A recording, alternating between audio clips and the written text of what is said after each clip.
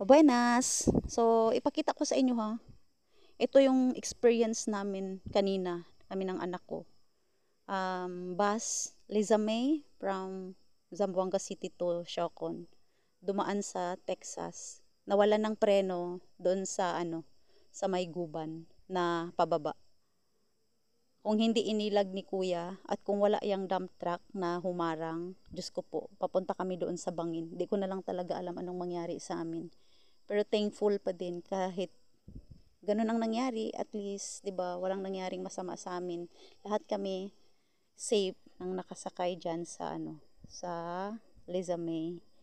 And yung worst diyan is walang signal. Grabe, yung parang traumatic na nga. Wala pa talagang signal, yung wala kang matawagan, wala kang pwedeng yung i-inform bakit delayed.